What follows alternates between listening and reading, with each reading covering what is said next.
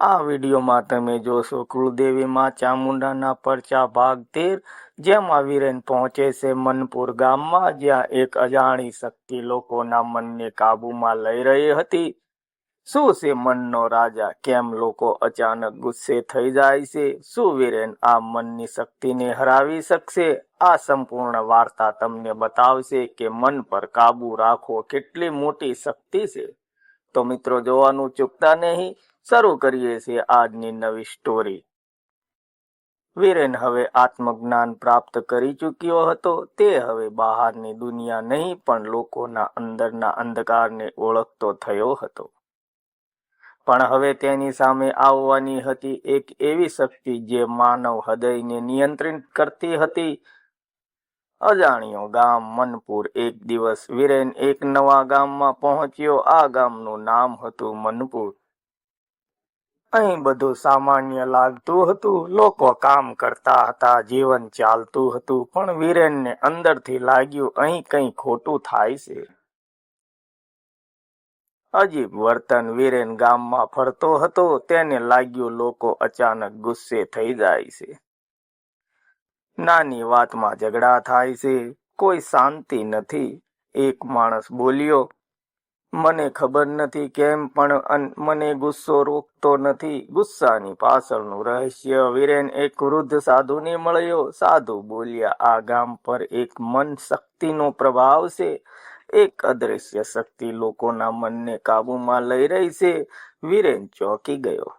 મનનો રાજા. તે રાત્રે વીરેન ધ્યાનમાં બેઠો. અચાનક એક અવાજ આવ્યો, હું મનનો રાજા છું. હું લોકોના વિચારો બદલી શકું. હું તેમને એકબીજાના દુશ્મન બનાવી શકું છું. આંતરિક યુદ્ધ. વીરેનના મનમાં પણ વિચારો આવવા લાગ્યા. ગુસ્સો, શંકા, ડર. તે સમજી ગયો આ શક્તિ મારા મન પર પણ અસર કરી રહી છે. આત્મનિયંત્રણ. વીરેન આંખો બંધ કરે છે અને ધીમે ધીમે બોલે છે, મન મારા કાબુમાં છે. હું મનનો દાસ નથી. તે માતાજીનું નામ જપે છે. જય મા ચામુંડા. માતાજીનો સંદેશ. અચાનક પ્રકાશ ફેલાયો. મા ચામુંડાનો અવાજ આવ્યો, ભક્ત જે મનને જીતી શકે છે તે આખી દુનિયા જીતી શકે છે. મહાસામનો. વીરેન હવે મનના રાજા સામે ઊભો રહ્યો. એ શક્તિ બોલી, તું મને હરાવી શકે નહીં. વીરેન શાંતિથી બોલ્યો, હું તારા સાથે લડવા નથી આવ્યો. હું તને સમજાવવા આવ્યો છું. શક્તિનો અંત. વીરેન ભક્તિ અને શાંતિથી પ્રાર્થના કરે છે. અચાનક એ શક્તિ નબળી થવા લાગી. ગુસ્સો શાંત થવા લાગ્યો. મનનો રાજા ગાયબ થઈ ગયો. ગામમાં શાંતિ. બીજા દિવસે લોકો શાંત થઈ ગયા. ઝઘડા બંધ થઈ ગયા. પ્રેમ ફરી પાછો આવ્યો. ગામના લોકો ખુશ થઈ ગયા. વીરેનનો સંદેશ.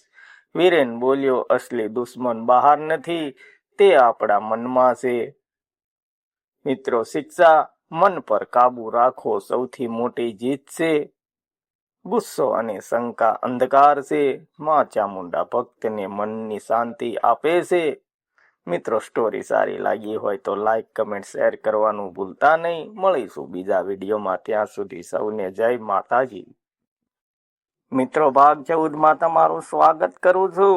વીરેન હવે મન પર જીત મેળવી ચૂક્યો હતો. તે હવે બહારના અંધકાર અને અંદરના અંધકાર બંનેને સમજી ગયો હતો. પણ હવે તેની સામે આવવાની હતી સૌથી અંતિમ અને સૌથી ખતરનાક શક્તિ. તે હતી અહંકાર.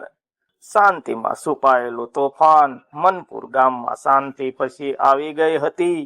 લોકો પ્રેમથી રહેવા લાગ્યા. ભક્તિ વધવા લાગી. વીરેનનો સન્માન વધ્યો. લોકો કહેવા લાગ્યા, વીરેન તો મહાન છે, તે ભગવાન જેવો છે. આ સાંભળીને વીરેન થોડું મૌન રહ્યો. અહંકારથી શરૂઆત. ધીમે ધીમે વીરેનના મનમાં એક વિચાર આવ્યો, શું હું ખરેખર ખાસ છું?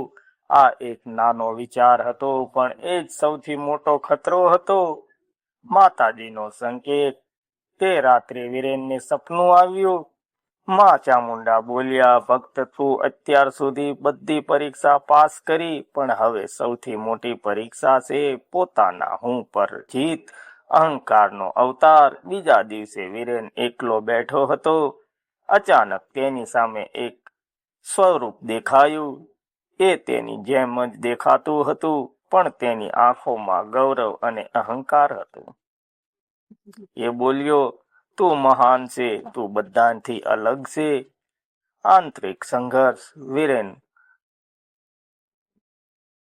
વીરેન ગભરાઈ ગયો. તે સમજ્યો આ કોઈ બહારની શક્તિ નથી, આ તેના અંદરનો અહંકાર છે. નિર્ણયની ઘડી. અહંકાર બોલ્યો, તું લોકો પર રાજ કરી શકે છે, તું શક્તિનો ઉપયોગ કરી શકે છે. વીરેન થોડું વિચારે છે, પણ તરત જ બોલે છે, હું સેવક છું, ભગવાન નહીં. ભક્તિની જીત. વીરેન આંખો બંધ કરીને પ્રાર્થના કરે છે.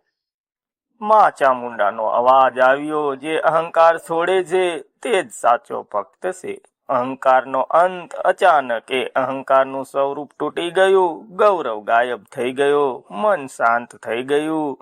વીરેન ફરી વિનમ્ર બની ગયો. નવી સમજ. વીરેન હવે સમજી ગયો, સૌથી મોટો શત્રુ અહંકાર છે. શક્તિ મળે ત્યારે વિનમ્રતા રાખવી. અંતિમ આશીર્વાદ. માતાજીનો અવાજ આવ્યો, ભક્ત હવે તું સંપૂર્ણ થયો છે. હવે તું બીજા લોકોને પણ અહંકારથી બચાવજે. વીરેન નમન કરે છે. શિક્ષા. અહંકાર સૌથી ખતરનાક દુશ્મન છે. વિનમ્રતા સાચી મહાનતા છે. માં ચામુંડા ભક્તોને સાચા માર્ગે દોરી જાય છે. મિત્રો, સ્ટોરી સારી લાગી હોય તો લાઈક, કમેન્ટ, શેર કરવાનું ભૂલતા નહીં. મળીશું આપણે 15મા ભાગમાં. ત્યાં સુધી સૌને જય માતાજી, જય માં ચામુંડા.